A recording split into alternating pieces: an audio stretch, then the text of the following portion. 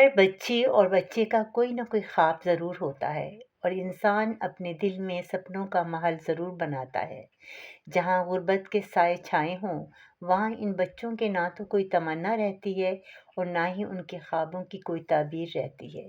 وہ صرف اپنے آنے والی زندگی کو بہتر بنانے کا سوچتے ہیں کہ ایسا ہو جائے کہ ہم اپنی زندگی میں سکون کا سانس لیں۔ شگفتہ ایک غریب گھرانے سے تعلق رکھتی تھی۔ اس کے 3 بھائی اور 3 بہنیں تھیں۔ باپ کا جوانی میں انتقال ہو گیا تھا جب وہ ابھی کم سن تھی، اور یوں ان سب کی زندگی بہت ہی غربت میں گزری۔ اسکولوں کی پڑھائی کے ساتھ ساتھ وہ اپنے گھر کے لیے بچوں کو قرآن پاک پڑھاتی اور ساتھ ہی چھوٹے بچوں کو ٹیوشن پڑھاتی تاکہ گھر کے لیے کچھ نہ کچھ ہوتا رہے۔ اور اتنے سارے بہن بھائیوں کی دیکھ بھال بہت ہی مشکل تھی۔ یہ سب سے بڑی تھی، اس لیے اسے سب گھر والوں کا خاص خیال رکھنا پڑتا تھا۔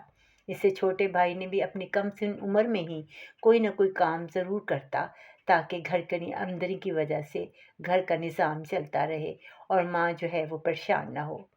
سارے بچوں نے پرائیویٹ طور پر ایگزام پاس کیے تھے اور یوں گھر کی غربت کچھ کم ہو گئی تھی۔ شگفتہ نے جب BA کا ایگزام پاس کیا تو اس کے لیے لاہور سے ایک پڑھے لکھے شخص کا رشتہ آیا۔ کسی دفتر میں آفیسر تھا۔ شکل و صورت بہت اچھی تھی اور شگفتہ بھی سب گھر والوں سے خوبصورت تھی۔ اس کے چہرے کی معصومیت نے ان کو دل کو مو لیا۔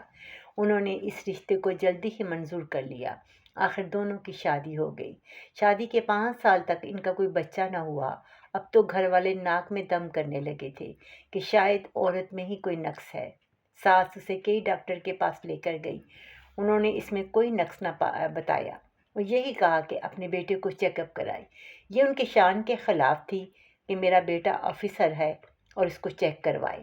بیماری تو بیماری ہوتی ہے، اگر ایک عورت اپنے لیے علاج کروا سکتی ہے تو مرد جو ہے وہ کیوں نہیں علاج کروا سکتا؟ لیکن ماں نے یہ بات دوسروں سے چھپائی رکھی۔ جب تک زندگی تھی وہ زندگی کا نظام اسی طرح چلتا رہا اور وہ گھر کے کاموں میں مصروف ہو گئی۔ کچھ ہی دیر بعد ان کے گھر میں چمچگوئیاں ہونے لگی کہ ساس نے کہا کہ میں اپنی بھانجی کے ساتھ اس کی شادی کر دیتی ہوں۔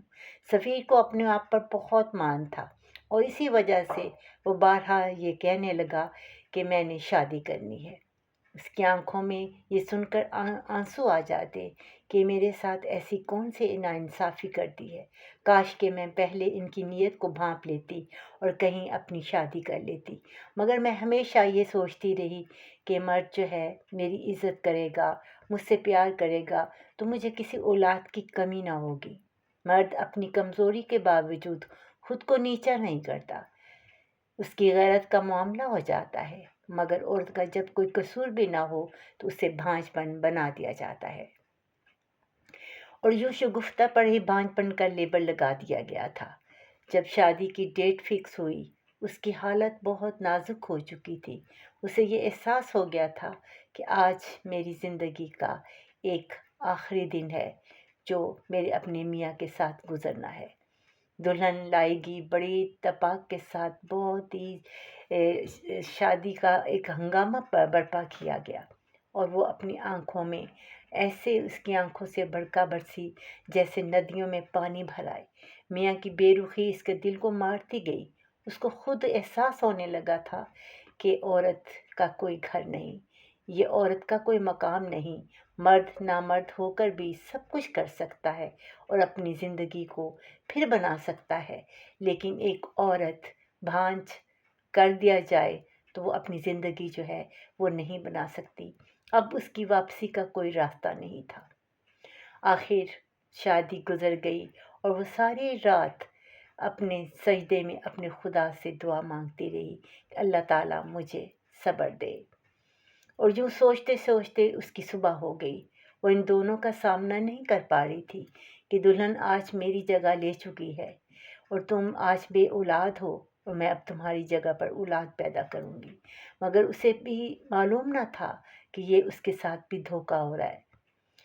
وہ خاموش اس بات کو سہتی رہی۔ آخر اس کے بھی 5 سال جو ہے شادی کے گزر گئے اور اس کو بھی اللہ تعالیٰ نے اولاد پیدا نہ کی۔ تب اسے احساس ہوا کہ اس مرد کے اندر ہی نقص تھا، لیکن وہ کرتی تو کیا کرتی، آخر وہ ان کی بھانجی تھی۔ आसमां शुरू में ख्वाब खूब इस पैसों पर अय्याशी की, मगर चंद ही दिनों बाद उसका रवैया बदलने लगा और उसने इसके साथ बातचीत करनी बंद कर दी। तब उसे ख़याल हुआ कि मैं अपनी पहली बीवी की तरफ तवज्जो करूं, लेकिन बीवी का ज़मीर मर चुका था। उसके अंदर वो एहसास नहीं थे जो जज्बात एक प्यार करने वाली औरत के होते हैं। उसने कहा कि आज मैं बहुत टूट चुकी हूँ, अब मेरे में वो जज्बात नहीं जिसके साथ तुमने दोबारा शादी की, और मुझे 10 साल तक तुमने पूछा तक नहीं, तो तुम किस तरह ये तवक्को कर सकते हो कि मैं आज भी तुम्हारी हूँ। मैं तो बस एक नौकर की तरह इस छत के अंदर अपनी ज़िंदगी गुजार रही हूँ, ताकि अपने वालिदैन के ऊपर मैं बोझ ना बनूँ। इसने अपनी नौकरी शुरू कर ली और अपनी ज़िंदगी को बसर करने लगी, और उस औरत ने उसके साथ बहुत ज़्यादती की।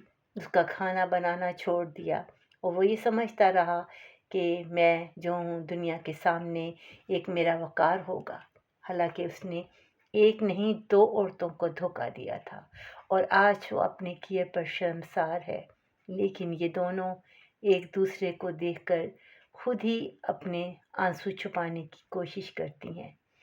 तो क्या इंसान ऐसा करते हुए क्यों नहीं सोचता कि अगर अल्लाह ताला ने आपको औलाद नहीं दी तो कोई बात नहीं, लेकिन आप किसी को अडॉप्ट भी कर सकते हैं। आप सच बोलें ताकि आग के दिल पर जो बोझ है वो कम से कम जो है ख़त्म हो जाए। लेकिन ऐसा ना हो सका। वो अपनी इस आवाज़ को दबाए हुए अपनी ज़िंदगी के आखिरी सांस पूरे कर रहा है। और ये होता है ज़िंदगी में, जब इंसान किसी को धोखा देता है तो अल्लाह ताला भी उसकी ज़िंदगी का सुकून जो है छीन लेता है।